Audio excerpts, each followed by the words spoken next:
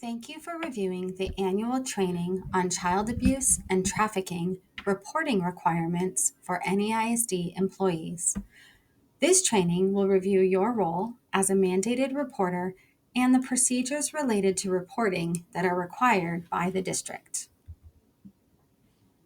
Child abuse is mistreatment or neglect of a child that results in harm or injury. Child abuse is one of the traumatic events considered an adverse childhood experience. There are four types of abuse: physical abuse, which is injury inflicted upon a child with cruel or malicious intent. Emotional abuse is behaviors that are meant to control, isolate, or frighten. Sexual abuse is engaging in or encouraging a child to engage in sexual conduct that is harmful to a child, including conduct that constitutes an improper relationship between an educator and a student under Texas Penal Code 2112. And neglect is action or failure to take action on the part of a caretaker, which results in death, serious harm, abuse, or exploitation of a child. As mandated reporters, educators and other school staff must remain informed about the topic of child abuse. School personnel represent the largest professional resource for reporting suspected child abuse and neglect in Texas. There are warning signs to pay attention to: injuries at different stages of healing, missing hair, poor or changes in hygiene, lack of supplies, taking or hiding food or money, changes in attention, lack of response by a caretaker for medical or dental psychological care needs. Sex trafficking is a form of sexual abuse that includes recruitment, harboring, transportation, provision, obtaining, patronizing, or soliciting of a minor for the purpose of a commercial sex act. Students who are isolated, experiencing homelessness or dysfunction within their family, students who lack a social group or who are emotionally distressed, or students who are struggling with substance abuse are at higher risk of being trafficked. These warning signs are things that we should pay attention to if we see students in these situations. Students who are chronically running away or absent from school, students with explicit or overly mature social media, or who present themselves through their clothing or their behavior as overly mature, students with excess cash or hotel keys or cards, students with false identification, students who are lying about their age or their living situation, or who lie about injuries. Also, the presence of an older male figure or boyfriend who often seems controlling or is always present.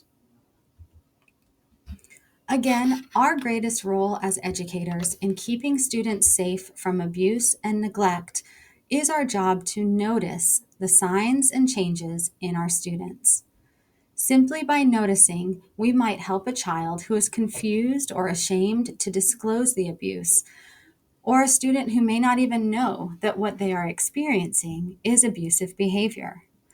If we notice a withdrawal from friends or activities, if we notice a change in behavior or academic performance, if we notice a loss of confidence, an increase in depression or anxiety or frequent absences, an increase in defiance or anger, or if we notice expressions of suicidal thoughts or behaviors, it is our job to pay attention.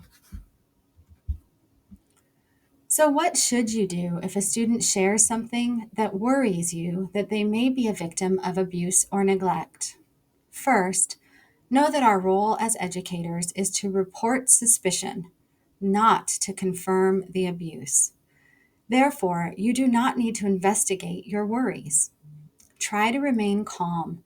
Again, keep your worries to yourself if you can, and keep yourself calm on the surface.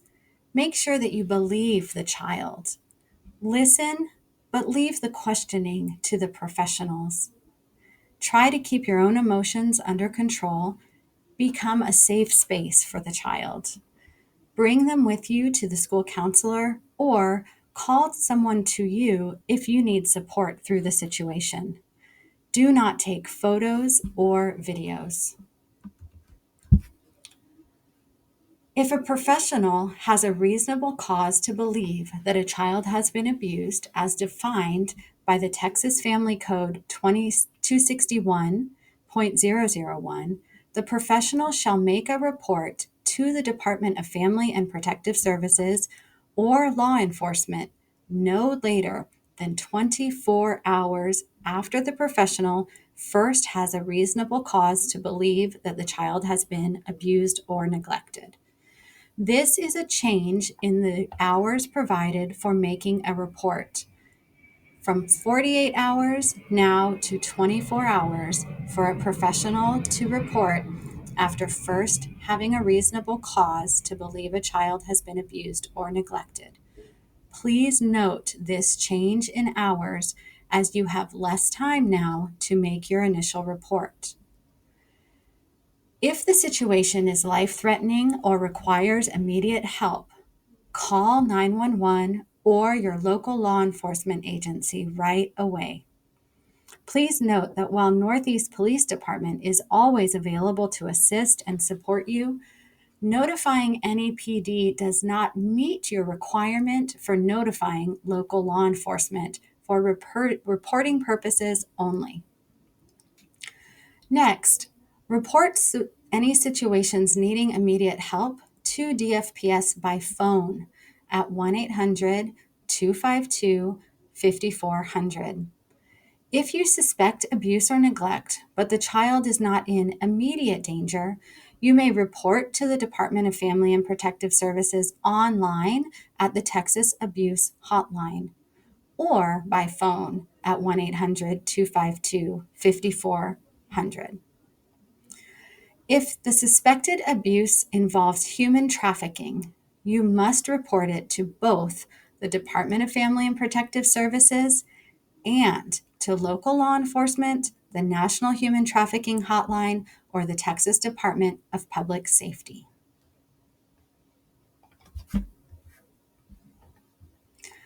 The following reminders are provided for all school employees.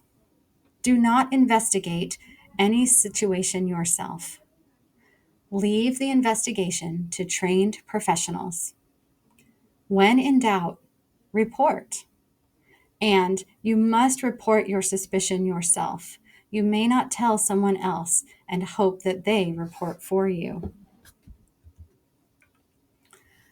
Continued reporting requirements include that educators and other professionals who are required by law to report suspected child abuse or neglect are protected when they make a report in good faith.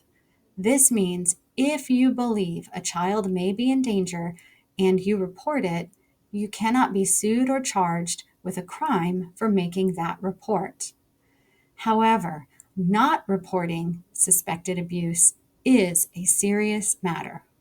If a professional fails to report, they can face criminal charges, can lose their license, or even be sued. Telling a colleague or a supervisor about your suspicion or about an outcry of abuse does not satisfy your requirement for reporting. You still must report, even if you tell your administrator or tell a school counselor. Reporters will be required to provide your full name and the school address and phone number. Your identity may not be kept confidential in all circumstances. However, that does not diminish your requirement to report within 24 hours any suspicion of abuse or neglect.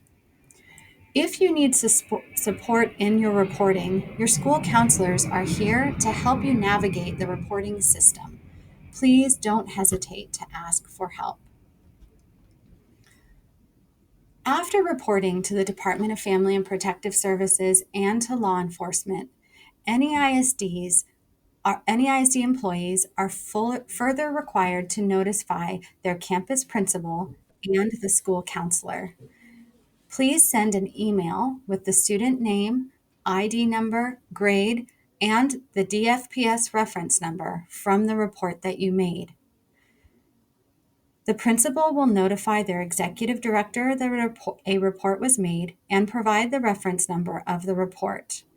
If the suspicion or the report involves a school employee, share that information with your principal. Principals will follow an additional internal process with NEPD. The following resources are provided for NEISD employees as needed: the Texas Abuse Reporting Hotline and phone number, and local law enforcement agencies that you may use to contact. Thank you again for your attention to these important matters regarding child abuse reporting requirements. Any questions about this video can be directed to the Department of Counseling and Guidance Services.